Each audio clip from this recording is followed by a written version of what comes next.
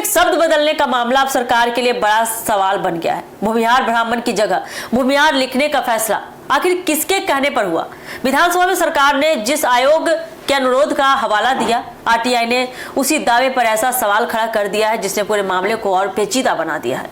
नमस्कार, एक न्यूज़ 24 देख रहे हैं आप और मैं हूं आपसे ब्यूटी। बिहार में जाति, आय और निवास प्रमाण पत्रों में भूमिहार ब्राह्मण की जगह भूमिहार शब्द लिखे जाने का मामला अब एक बड़े प्रशासनिक और राजनीतिक विवाद में बदलता नजर आ रहा है। आपको बताते चले, मामला विधानसभा तक पहुंच चुका है और अब आरटीआई के जरिए सामने आई जानकारी ने इस मुद्दे को फिर से चर्चा में ला दिया है। दरअसल बीजेपी विधायक जीवेश मिश्रा ने बिहार विधानसभा के मानसून सत्र में इस मुद्दे को ध्यानाकर्षण के जरिए उठाया था। उन्होंने सवाल किया था कि जब पुराने सरकारी रिकॉर्ड और राजस्व से जुड़े दस्तावेजों में भूमिहार ब्राह्मण शब्द दर्ज है तो नए जाति प्रमाण पत्रों में सिर्फ भूमिहार क्यों लिखा जा रहा है? विधायक का कहना था कि अलग अलग सरकारी दस्तावेजों में एक ही समुदाय के लिए अलग अलग शब्दों का इस्तेमाल होने से लोगों के सामने भ्रम की स्थिति पैदा हो सकती है। खासकर उन लोगों के लिए परेशानी हो सकती है जिनके पुराने दस्तावेजों में एक नाम दर्ज है और नए प्रमाण पत्र में दूसरा नाम दर्ज है। विधानसभा में इस सवाल पर सरकार की ओर से जवाब दिया गया। जवाब में बताया गया ऐसा कि स्वर्ण आयोग की ओर से भूमिहार ब्राह्मण की जगह भूमिहार शब्द इस्तेमाल करने का अनुरोध किया गया था। सरकार ने इसी अनुरोध को प्रमाण पत्रों में शब्दावली बदलने का आधार बताया, लेकिन अब इसी दावे पर सबसे बड़ा सवाल भी खड़ा हो गया है।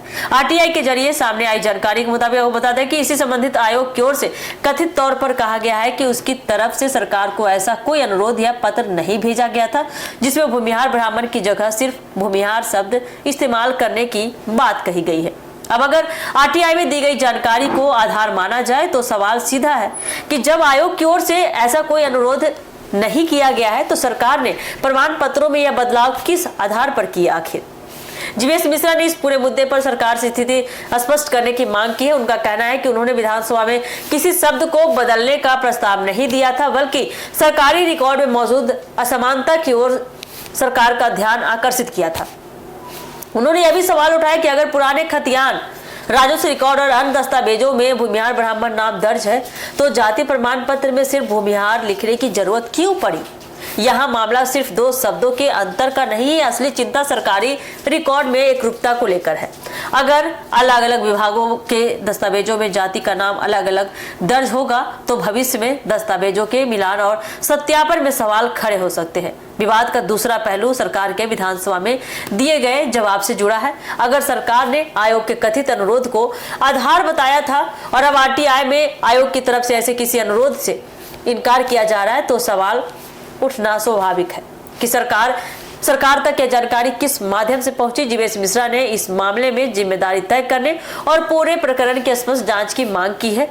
उनका कहना है कि सरकार को यह स्पष्ट करना चाहिए कि प्रमाण पत्रों में शब्दावली बदलने का वास्तविक आधार क्या था। अब सबकी नजर सरकार के अगले कदम पर टिकी हुई है कि अगर सरकार के पास उस कथित पत्र या अनुरोध का कोई रिकॉर्ड है तो उसे सामने लाया जाए, सामने रखकर विवाद खत्म किया जा सकता है। लेकिन अगर ऐसा कोई दस्तावेज मौजूद ही नहीं है तो फिर अधिकारियों की भूमिका पर भी सवाल उठना तय है। यानी भूमिहार बनाम भूमिहार ब्राह्मण का विवाद अब सिर्फ शब्दों तक सीमित नहीं रहा। सवाल अब सरकारी फैसले के आधार और विधानसभा में दिए गए जवाब की विश्वसनीयता पर आ गया है। तो आगे क्या कुछ इस मामले में निकल कर आता है, क्या सरकार इसकी स्पष्ट जांच कर पाती है, ये देखना काफी दिलचस्प होने वाला है। तो फिलहाल के लिए दीजिएगा इजाजत।